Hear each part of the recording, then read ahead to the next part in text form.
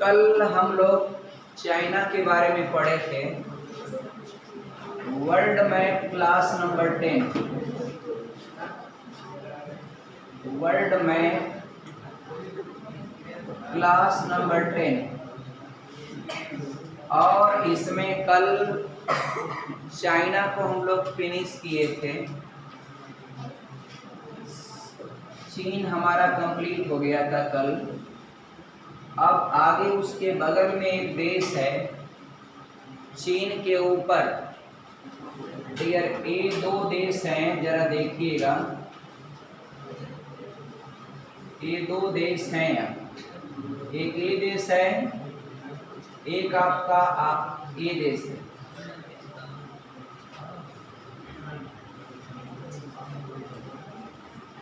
मित्रों, ये आपका है मंगोलिया और ये है कजाकिस्तान।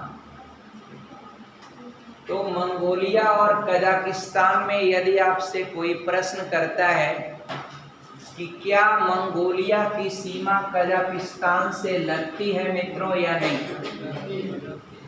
आप अपने मैप में थोड़ा ध्यान से देखिएगा, नहीं लगती। कजाकिस्तान की सीमा मंगोलिया से नहीं लगती। डियर, यहाँ पर देखेंगे तो इतना मोटा कदम चल रहा है, इससे तो ये सटा हुआ दिखेगा, मगर वास्तव में कजाकिस्तान की सीमा मंगोलिया से नहीं लगती।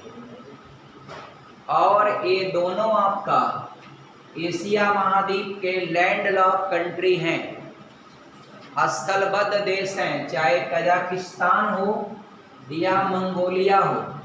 ये दोनों आपका लैंडलॉक कंट्री हैं, यानी स्थलबद्ध देश हैं। इन दोनों का कोई भी हिस्सा समुद्र के किनारे नहीं। और यहाँ कजाकिस्तान का ये जो कैस्पियन सागर वाला पार्ट देख रहे हैं, तो Caspian Sagar is the biggest lake of the world on the basis of area. क्षेत्रफल के हिसाब से दुनिया की सबसे बड़ी झील जो है वह कैस्पियन सागर है। नाम भले है सागर, मगर वह सागर नहीं है, वह आपका झील है। क्योंकि झील या लेक की परिभाषा होती है कि जल का वह समूह जो चारों ओर से स्थल द्वारा घिरा हो। वो कंडीशन अगर आप मिलाएंगे तो कैस्पियन सागर के चारों ओर क्या है? जमीन, यानी सरजमीन। इसलिए कैस्पियन सागर क्या है?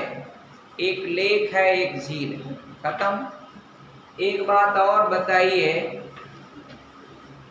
कि मंगोलिया क्या बफर कंट्री है? अगर आपसे पूछे कि क्या मंगोलिया आपका बफर देश है, अब आपके मन में होगा कि सर बफर देश का क्या मानक होता है, किस आधार पर हम बफर देश कहेंगे?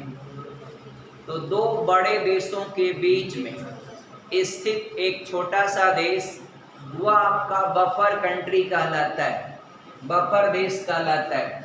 जैसे कि नेपाल जो है ना डियर, नेपाल कैसा देश है? एक बफर कंट्री है। नेपाल एक बफर कंट्री है, क्योंकि इधर आपका एक बड़ा देश भारत है, इधर है चाइना। उसी सेम एज मंगोलिया जो है ना डियर, एक ऊपर आपका रसिया है और नीचे चाइना है। तो रसिया और चाइना। और मित्रों एक बात और याद रखिएगा, मंगोलिया की सीमा सिर्फ दो देशों के साथ लगती है, एक आपका रसिया और दूसरा आपका चाइना। और यहाँ पर जो होता है ना, आपको लगता है कि कोना टच है, आप ध्यान से देखिएगा तो मंगोलिया की सीमा कजाकिस्तान के साथ नहीं लगती। और मंगोलिया की जो राजधानी है वह उलान बटोर है। आप याद रखिएगा, मंगोलिया की कैपिटल क्या है? उलान बटोर। और मंगोलिया एक स्थलबद्ध देश है। दूसरी बात क्या है? मंगोलिया एक आपका बफर कंट्री है। स्थलबद्ध एक अलग चीज हो जाएगा, बफर कंट्री अलग हो जाएगा। बफर कंट्री के लिए एक मैनुअल होता है कि दो बड़े देशों के बीच स्थित एक छोटा सा देश, वह क्या कहलाता है? बफर देश, बफर कंट्री कहलाता है। और इसकी कैपिटल हो गई। एक सबसे इम्पोर्टेंट बात इसमें ये याद रखिएगा कि यहाँ पर जो एक मरुस्थल है जिसका थोड़ा सा हिस्सा जो है चाइना में भी है और मंगोलिया में भी है, यानी गोबी का मरुस्थल, गोबी डेजर्ट आपका चाइना में भी है और मंगोलिया में भी है। तो आप इसको याद रखिएगा डियर। और इसके अलावा अगर डियर मंगोलिया और चीन में आपका पट्टी नहीं, दोनों में आपका, क्योंकि आपको पता है चीन के किनारे किनारे जो भी देश है उनसे चीन का संबंध आपका अच्छा नहीं होता है, क्योंकि चीन एक विस्तारवादी नीति को अपनाता है, हमेशा किसी न किसी की सरजमी को हड़पने की कोशिश में लगा रहता है। इसलिए चाइना के पड़ोसी देशों में किसी के साथ बेहतर संबंध नहीं। अब चाइना के पड़ोसी देश कौन है? तो चाइना के पड़ोसी देश एक मंगोलिया है। अब रसिया से थोड़ी आपका डियर, दो ताकतवर देश आपस में नहीं लड़ते, आपको पता है। तो रसिया एक पावर है, सुपर पावर है, तो रसिया के साथ चाइना लड़ेगा नहीं। हालांकि चाइना की सीमा रसिया के साथ स्पर्श करती, मंचूरिया जो उसका राज्य है, स्टेट है, वहां पर लगती। और हाँ, चाइना की सीमा आपका उत्तरी कोरिया से लगती और चाइना की सीमा जो है ताइवान से लगती, ताइवान से जलीय सीमा लगती है। और ये चाइना की सीमा वियतनाम से लगती है और लाओस से लगती है, लेकिन कंबोडिया से नहीं लगती। और चाइना की सीमा थाईलैंड से नहीं लगती, लेकिन म्यांमार से लगती, भारत से लगती है, भूटान से लगती है, नेपाल से लगती। और इधर भी देश आपका है डियर, वो आपका यहाँ पर तजाकिस्तान है और एक आपका किर्गिस्तान है, इन सभी से लगती है। और कजाकिस्तान से भी लगती है और मंगोलिया से भी लगती है, वो अलग की बात है। लेकिन आप अपने पड़ोसी देशों को याद करिएगा, क्योंकि उससे समय समय पर क्वेश्चन आते रहते हैं। अब यहाँ पर डियर आपने एक चीज है डियर, मंगोलिया से अगर बेहतर संबंध नहीं है चाइना का, तो भारत को भी एक काम करना चाहिए कि यहाँ पर जो ऑयल की कंपनियां हैं वो आपका यहाँ पर भारत को स्थापित करना चाहिए। और ऑयल की कंपनियां, चाइना बहुत कंपनियों को स्थापित करता है, सपोर्ट देने की कोशिश करता है। वैसे सपोर्ट आपका भारत को खुद करना चाहिए मंगोलिया के साथ, क्योंकि इसके साथ बेहतर संबंध नहीं होते, मजबूरी में आदमी आपका किसी से भी कोई रिलेशन आपका स्थापित करने की कोशिश करता है। तो डियर भारत को भी आपका करना चाहिए, फ्री में लगा देना चाहिए ऑयल कंपनियों को। और भारत एक मंगोलिया से डिमांड करता है एक सेना का अड्डा दे दो। अगर डियर मान लीजिए सेना का अड्डा अगर एक मंगोलिया में ले लेता भारत यहाँ पर, तो बड़े आराम से भारत आपका ज्यादा अपना हथियार कहाँ से मंगाता है? रसिया से। रसिया से हथियार लाया, यहाँ उतार दिया अपने सैन्य अड्डा पर, यहाँ पर रखने की जरूरत नहीं, वहां से लाइए फायर कर दीजिए तुरंत। यही पास में इसका क्या है? Beijing. Beijing is the capital of China. एकदम इस चाइना की राजधानी के एकदम बेहद करीब पहुंच जाता है। इतना आसान काम होता है डियर आपका। अब आगे बढ़िएगा, एक देश आपको यहाँ मिलेगा, दो देश मिलेंगे। अब पहले एक देश था, देखिएगा ध्यान से, कोरिया। कौन देश डियर? कोरिया। मित्रों कोरिया पहले एक था। क्या था? एक था। अब कोरिया एक था, तो इसमें दो आपका विपरीत या दो आपका विचारधाराएं उत्पन्न हो गई। एक विचारधारा आपका ऊपर वाली जो है और एक नीचे वाली। तो ऊपर वाली जो है ना वो आपका इन फेवर में हो गया, किसके? ऊपर वाला फेवर में हो गया रूस के और चाइना के फेवर में, और नीचे वाला फेवर में काम करता है किसके? अमेरिका के। और दो विचारधाराएं उत्पन्न हो गई आपका।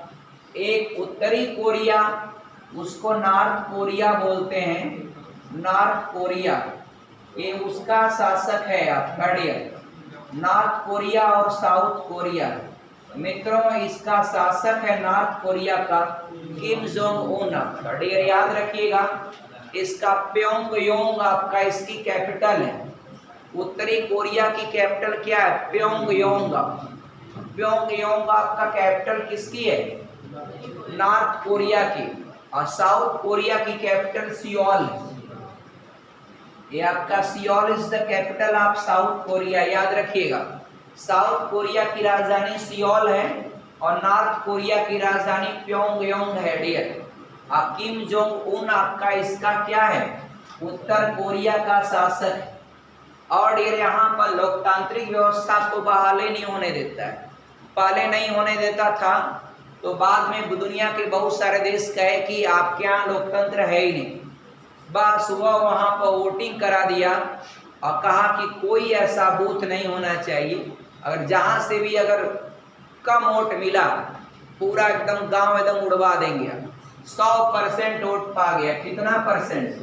100%। कोई विरोध में खड़ा ही नहीं हुआ। ये आपका। और डियर ये नॉर्थ कोरिया और साउथ कोरिया में अंतर है कि ये मित्रों परमाणु बम संपन्न राष्ट्र है। क्या है? परमाणु बम संपन्न राष्ट्र है। साउथ कोरिया परमाणु बम नहीं बनाया है।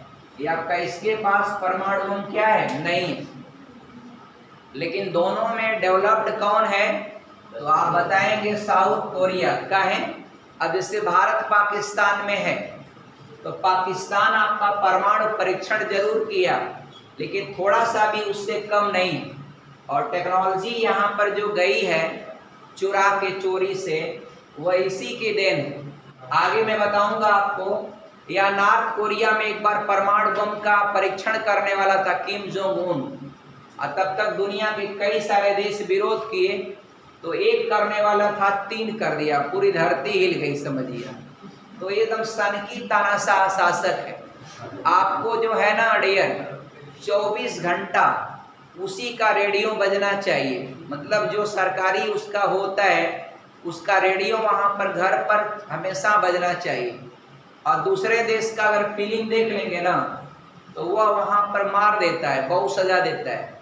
एक बार उसके मीटिंग में एक अफसर जो है झपकी ले लिया, सो गया। उसको आपका एकदम जो है समझिए मरवा दिया, एकदम गोलियों से मरवा दिया एकदम। और उसका एक पिता का जनाजा चल रहा था, तो उसमें एक अफसर जो है वह रोया नहीं। मतलब वो आपका जैसे लाइन लगा करके जनाजा जाएगा बीच में, और सबको आपका मुंह गिरा के कुछ इस तरह की प्रतिक्रिया देना था जबरदस्ती। वह एक आपका शायद कुछ अच्छी प्रतिक्रिया नहीं दिया, उसको एकदम तोप के सामने से खड़ा करवा करके सीधे एकदम आपका उड़वा दिया। मतलब इतना तानाशाही हुकूमत चलता है किसका? ये आपका उत्तरी कोरिया का किम जोंग उन। इसीलिए मित्रों पूरी दुनिया में उसको सनकी तानाशाह शासक कहा जाता है। किसको? और ये जानते हैं क्या कहता है? ये कहता है कोई बात नहीं, हमारे ऊपर कोई हमला करे, हम बस इन दोनों लोगों को उड़ा देंगे। ये बगल में आपका जापान है, आइए आपका दक्षिण कोरिया है, आइए उत्तर कोरिया है। कहता है कि हमको कोई बात नहीं, बम गिराए कोई हमारे ऊपर, हम तुरंत आपका दक्षिण कोरिया और जापान को उड़ा देंगे। तो ये दोनों पड़ोसी कहते हैं आपका दुनिया वालों भैया शांत हो जाए, शांत हो जाए। आपका ये जानते हैं ना सन की है, इसका क्या भरोसा, पगला कह काटे फेंकिए देगा आपका। आप परमाणु बम उसके पास बहुत है। आप मित्रों ये सब इतने छोटे छोटे देश है, आपको पता है कि एक बम अगर गिर जाए बड़ा पूरा तबाह हो जाएगा। इसलिए ये सब जो है दुनिया वालों को रोकते हैं कि जाने दीजिए उसको। यहाँ पर खेत में यूरिया डालने के लिए नहीं मिल पा रहा था, लॉकडाउन में यूरिया नहीं दे पा रहा था खेत में डालने के लिए। फर्टिलिटी इतना, उसका उत्पादकता इतनी कम हो गई, तो रोज जो है वहाँ के नागरिकों को पेशाब करके बोतल में भर के रोज आपका 2 लीटर जमा करना था। डेढ़ वहाँ के नागरिकों को सब जमा करता था, तो उससे आपको पता है कि पेशाब में जो है नाइट्रोजन यूरिया होती है, उससे आपका यूरिया को बनाने का काम किया किसने? आपका ये उत्तर कोरिया ने। उत्तर कोरिया का हालात बहुत खराब है। वो अपना जो है ना अपने देश का जो बजट होता है ना मित्रों, वह ज्यादातर हिस्सा जो है वह सैन्य पर, सेना पर खर्च कर देता है। बम बनाने में, गोली बारूद बम आपका सब फालतू काम में। अपनी इकोनॉमी को एकदम बर्बाद कर दिया। और जबकि मित्रों जो दक्षिण कोरिया है ना, यहाँ का सैमसंग कंपनी है, ये आपका सैमसंग, ये कंपनी मित्रों कहाँ की है? दक्षिण कोरिया की। कहाँ की है? दक्षिण कोरिया की।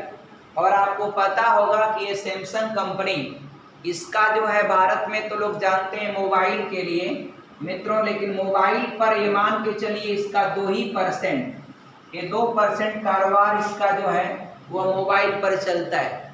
मोबाइल हुआ, टीवी हुआ, फ्रिज हुआ, इस पर 2% इलेक्ट्रॉनिक्स आइटमों पर। लेकिन ये ज़्यादातर रियल इस्टेट की कंपनी है और दुनिया की सबसे ऊंची इमारत जो बुर्ज खलीफा है उसको आपका किसने बनाया? सैमसंग ने। तो रियल इस्टेट, इसका बैंकिंग सेवाएं बहुत ज़्यादा है पूरे वर्ल्ड में।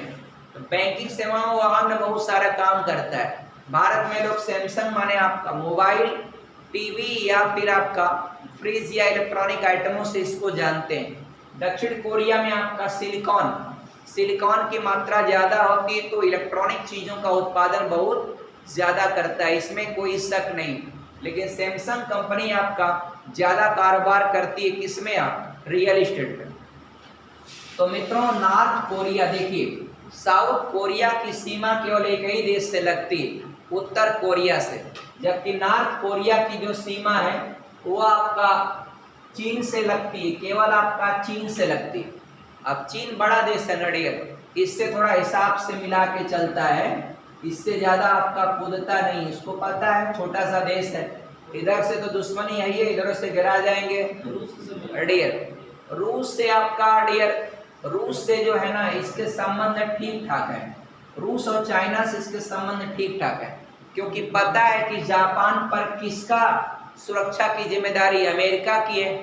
तो जापान, जब अमेरिका की जिम्मेदारी यहाँ पर है तो डेफिनेटली आपका इसका जापान से पट ही नहीं सकता, पड़ेगा किससे? आपका इससे, किससे? रूस से और चाइना से। ये दोनों आपका डियर अमेरिका के विरोध में रहते हैं, तो डेफिनेटली ये आपका इनके साथ रहेगा, रसिया के साथ। आगे बढ़ेंगे डियर, जापान में ज़्यादा जो है लोग वेपन्स नहीं लिए रहते हैं, जापान में आम पब्लिक को लाइसेंस मिलता ही नहीं। तो जापान में वो आपका एक जनसभा को संबोधित करने के लिए जा रहे थे, तो पीछे से गोली मार दिया एक आदमी ने और उनकी मृत्यु हो गई। देखिए जुलाई में उनकी मृत्यु हुई है, लेकिन उनका अंतिम संस्कार अब होने जा रहा है। और 27 को हमारे प्रधानमंत्री जो है नरेंद्र मोदी जी जा रहे हैं जापान उनके अंतिम संस्कार में शामिल होने के लिए। आप लोगों को पता होगा अभी आपका हाल ही में जो ब्रिटेन की महारानी थी, उनका भी अंतिम संस्कार किया गया। अब आप सोच रहे होंगे कि इनका जो है डेथ हुई है जुलाई का, और अब आपका जो होने जा रहा 27 को होगा शायद अंतिम संस्कार। तो इन लोगों का जो डेड बॉडी है वो इतना आपका अलग एक क्रिएशन में रखा जाता है, एक ऐसे क्लाइमेट में कि वो कितनों भी दिन रखेंगे उसमें किसी तरह का कोई फॉल्ट नहीं होता है। तो अब आपका उनका जो है वो अंतिम संस्कार होने जा रहा है। और मोदी जी के बड़े परम मित्र थे, आपको पता होगा एक बार बनारस में आए थे वो, तो बनारस में जो है ना डियर आपका गंगा आरती में वह शामिल हुए थे। तो यहाँ का बनारस की संस्कृति को देख करके वह जापान के जो प्रधानमंत्री थे उन्होंने बोला था कि आप वाराणसी को डेवलप करिए, क्योटो एक शहर है जापान की, और उन्होंने कहा था जापान की बहुत सुंदर शहर है क्योटो। तो उन्होंने कहा था क्योटो के तर्ज पर इस काशी को आप सजाइए और तैयार करिए, जितना पैसे की ज़रूरत होगी हम मदद करेंगे। तो वही जब आए थे तो उन्होंने बुलेट ट्रेन के लिए आपका पैसे का भी प्रपोजल दिया था, और बुलेट ट्रेन जापान के सहयोग से भारत में पहली बार बनेगी, जिन दो शहरों के बीच में चलेगी वो दोनों शहर कौन है? मुंबई से अहमदाबाद के बीच में। और मित्रों देखिए भारत की सांस्कृतिक राजधानी, कल्चर्ड आपका कैपिटल जो सांस्कृतिक राजधानी है, सांस्कृतिक राजधानी वो काशी या वाराणसी को कहा जाता है, आर्थिक राजधानी मुंबई को। और डियर मेन जो कैपिटल है वह तो आपका दिल्ली है, या नई दिल्ली आपका या दिल्ली। लेकिन उसी तरह से जापान में, अब मित्रों जापान जो है ना डियर, ये जो जापान है मित्रों यह आपका लगभग जो है 1700 द्वीप समूहों वाला देश है। कितने द्वीप समूह हैं डियर? 1700। इसमें सबसे बड़ा जो द्वीप समूह है वह कौन है आपका? होन्शु। ये आपका याद रखिएगा, सबसे बड़ा जो द्वीप समूह है वह होन्शु है। कौन है डियर? होन्शु। 1700 द्वीप समूहों में एक बात और याद रखिएगा, पूरब से सबसे पूरब में, अब इसको देखेंगे तो आपको लग रहा है ऊपर, लेकिन वहां पर जाने के बाद पृथ्वी गोलाई ले ली, गोलाई ले ली। पृथ्वी कैसी हो गई? गोलाई। तो सूर्य की किरणें आपका उत्तरी गोलार्ध में सबसे पहले अगर कहीं पड़ती हैं तो जापान में ही पड़ती हैं। सूर्य की किरणें सबसे पहले जापान देश पर ही पड़ती हैं। इसलिए मित्रों, जापान को उगते हुए सूर्य का देश कहते हैं। उगता हुआ सूर्य का देश किसको कहा जाता है? जापान को। उत्तरी गोलार्ध में सूर्य की किरणें अगर सबसे पहले पड़ती हैं जिस कंट्री में, तो कंट्री है कौन? Japan.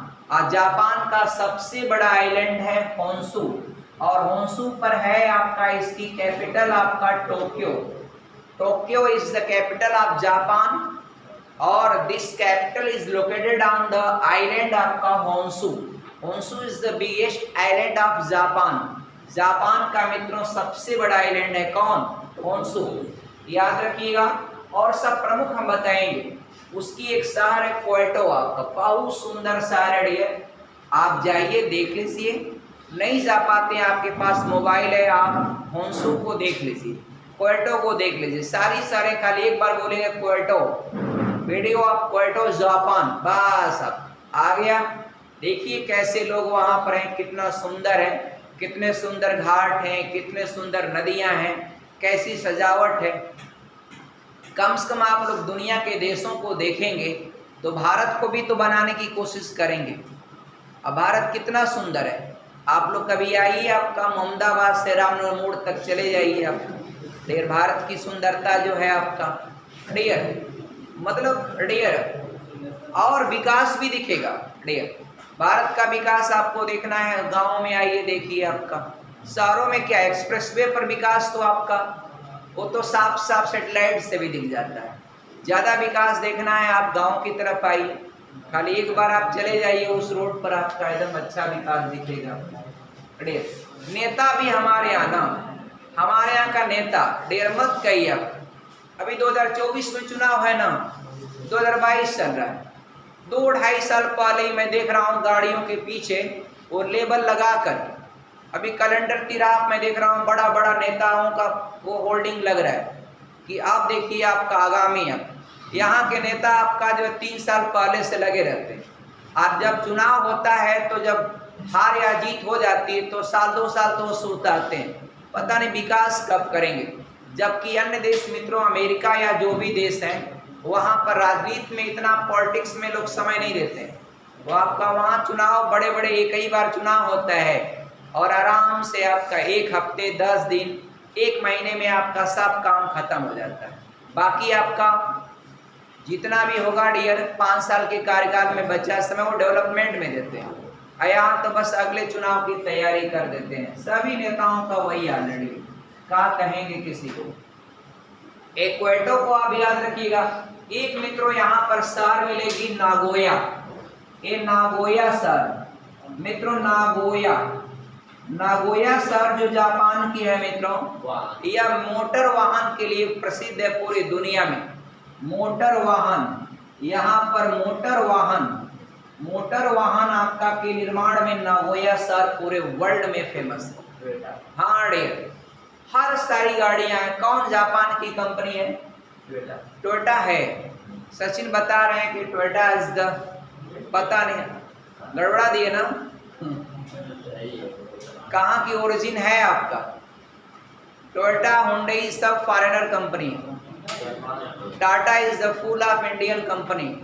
Tata is the full of India. Mahindra is also आपका Indian origin, but another is आपका फॉरेनर डियर। अभी टाटा कंपनी मित्रों आपका एक नया ब्रांड खरीद लिया, जगुआर। जगुआर एक कार बनाती है जर्मनी, उसको आपका टाटा कंपनी ने खरीद लिया। सोचिए आपका टाटा कंपनी ऐसा सा प्रोडक्ट ये टाटा कंपनी की सारी कारें जो है ना गजब का बिल्ड क्वालिटी उसकी पाई जाती है और सुरक्षा मानकों में इतना टॉप है dear.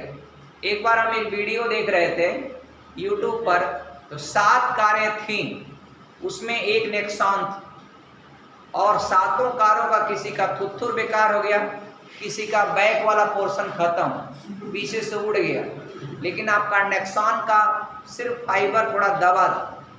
This is the build quality of Indian car Tata.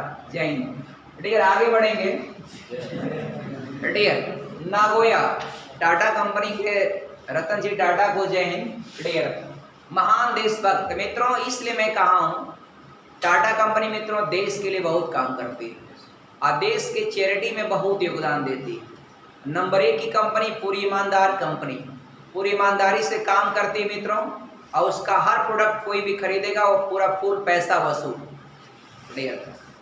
Tata company dear. देखिए नागोया आपका मोटर वाहन में क्या है, वह जापान की एक शहर है जो पूछा जाता है नागोया किस लिए प्रसिद्ध है, तो मोटर वाहन के निर्माण के लिए क्या है, फेमस है।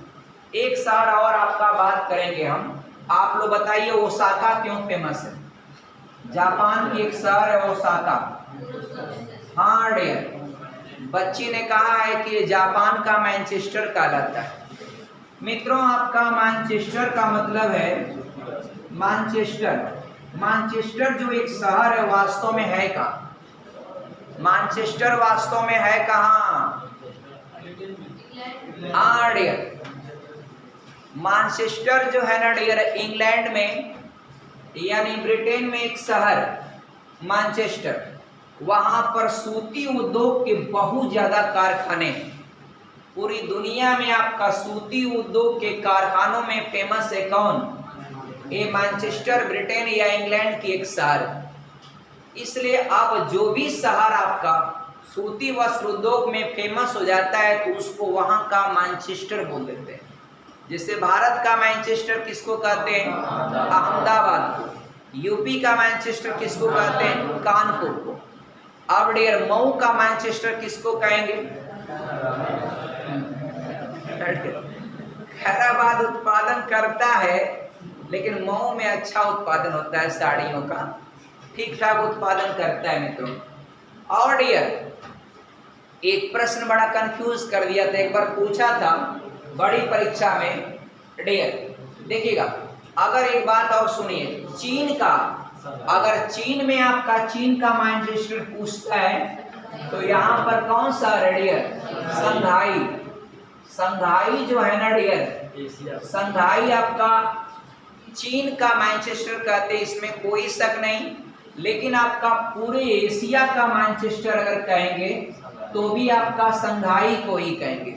लेकिन मित्रों अगर आपसे पूछ देगा पूरब का मैनचेस्टर कौन सा शहर है, तो आपके सामने कंफ्यूजन हो गया, पूरब का मैनचेस्टर किसको कहते हैं। तो आपके पास मान लीजिए ऑप्शन संघाई का है, ओसाका का है।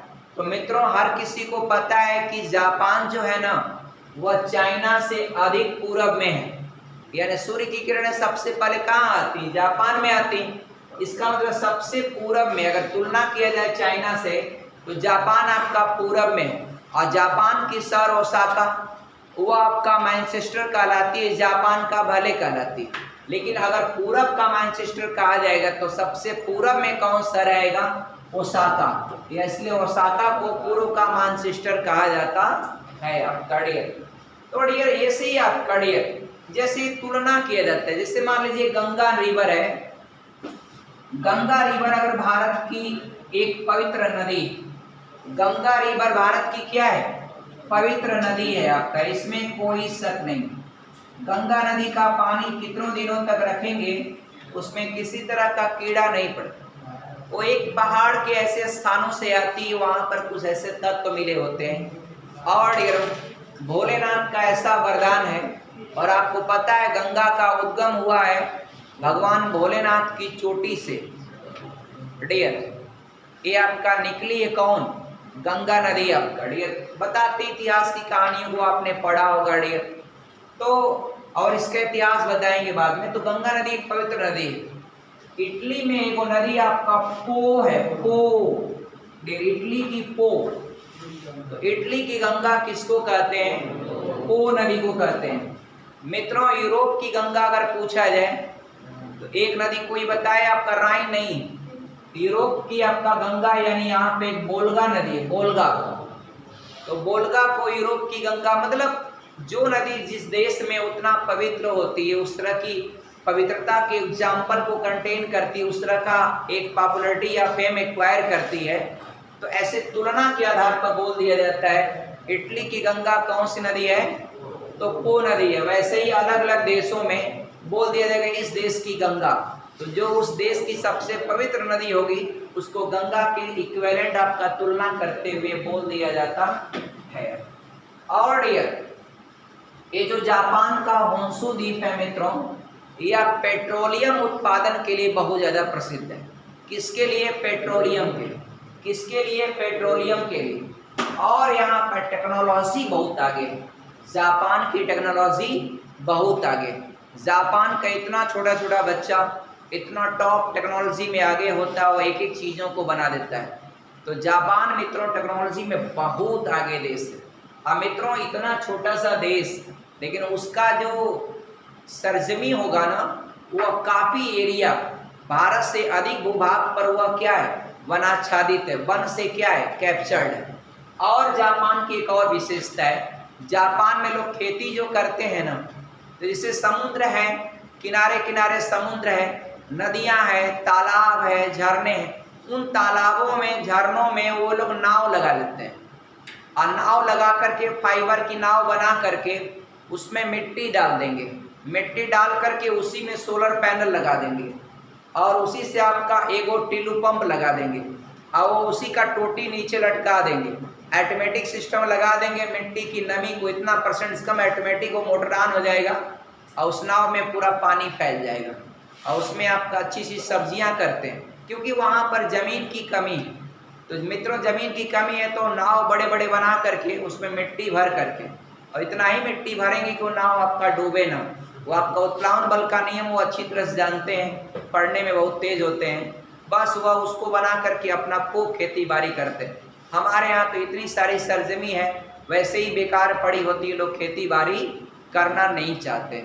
जबकि मित्रों कोई भी काम करने में कोई बुराई नहीं, हर कोई काम किसी को करना चाहिए। आपके पास थोड़ी ज़मीन है, वहाँ पर सोचिए कि कुछ उत्पादित करिए, और जो आप पैदा करेंगे वो भारत की जीडीपी में क्या होगा? शामिल होगा। जय हिंद।